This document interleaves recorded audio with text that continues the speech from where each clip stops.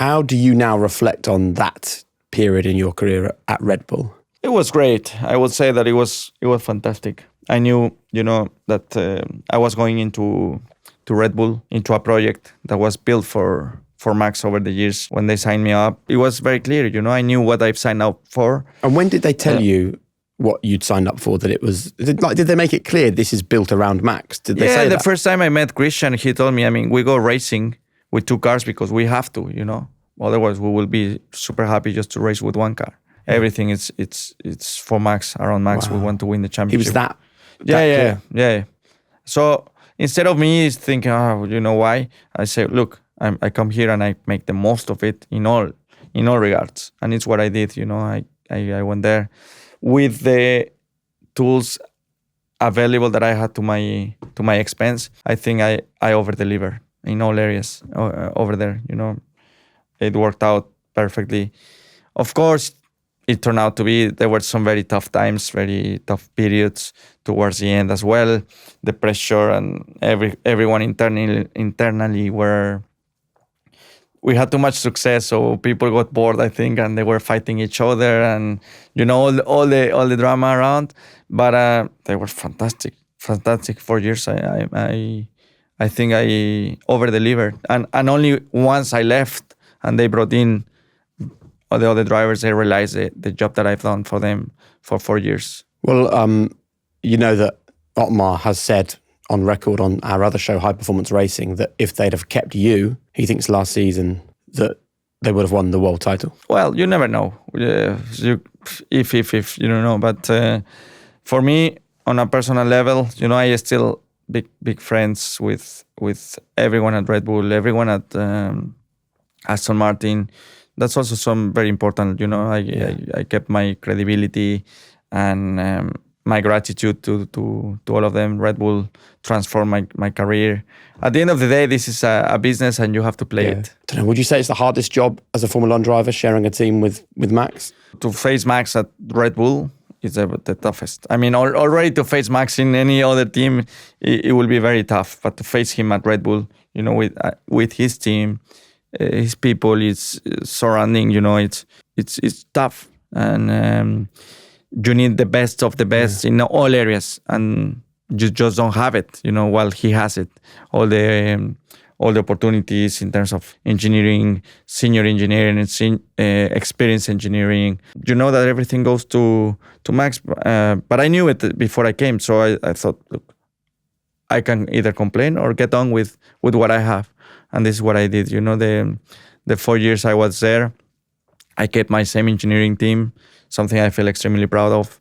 I kept with whatever they gave me, instead of complaining, I need more. I need say I'm not gonna get it. They don't even worry or care about it.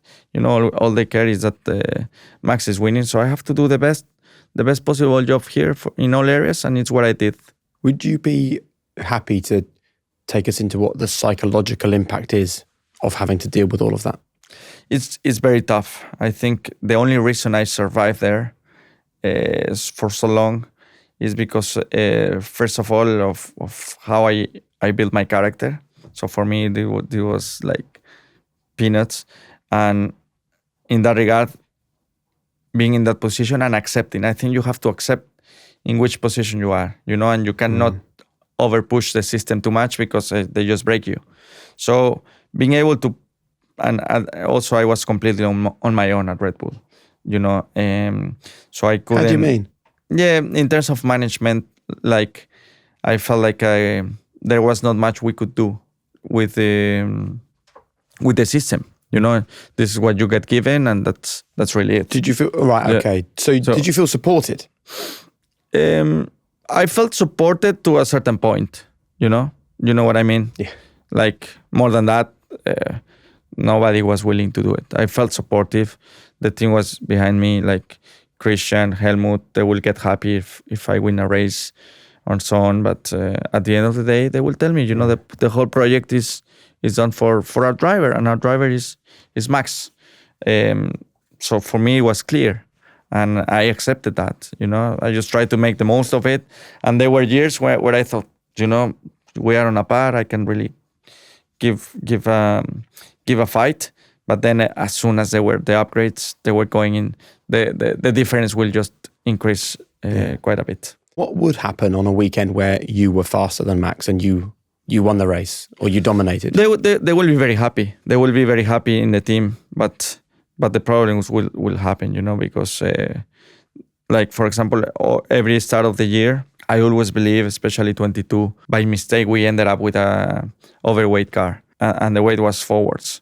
The weight distribution was a lot more forward. So I always struggle with the stability of the car. It has a very unique, I wouldn't go too technical, but basically my struggles were coming from the rear. So when we were overweight, it was going for the front. So Max was, let's say, struggling more. Whenever the car is a lot more stable, Max struggles more. So I remember I was on a par on him. We had a very good car, just a couple of issues on reliability. So we had few issues, but we were fighting Ferrari. And at that point, I felt like, this can be my championship, because I will jump in the simulator already on the simulator, like within 2-3 laps, I will be within a tenth of Max, if not half a tenth, if not quicker. So you are already working on performance instead of trying to get up to speed first. Yeah. Because it's very uncomfortable for the driver to be half a second from your teammate and saying what's going on with the car, weekend after weekend. So I will jump in, I will be on the pace, I will jump in FP1, I'm on his pace, qualifying race. You have a bad lap and you are within a tenth of Max.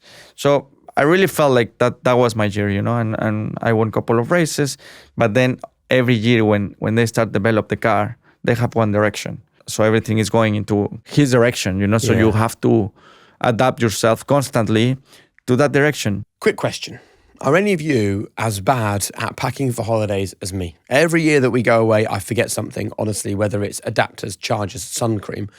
One very memorable year, the kids' passports. But the one thing I've actually sorted this summer is my AG1. And this is why. Because they now do these really handy travel packs. These are single-serving sachets. They fit straight in the side pocket of any bag. They don't take up any room. So even when the rest of my packing for holiday is a disaster, my mornings don't fall apart the second I leave the house. And these go straight into here. I mix just one sachet with some water wherever I am, and this is my daily course supplement blend.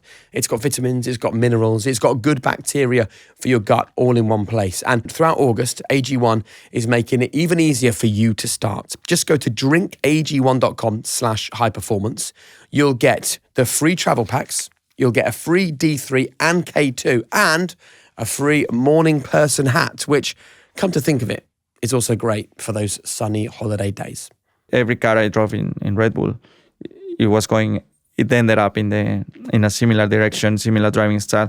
And once as a driver, you start thinking while you're driving how you have to drive it. Instead of going with your feeling, you go slower.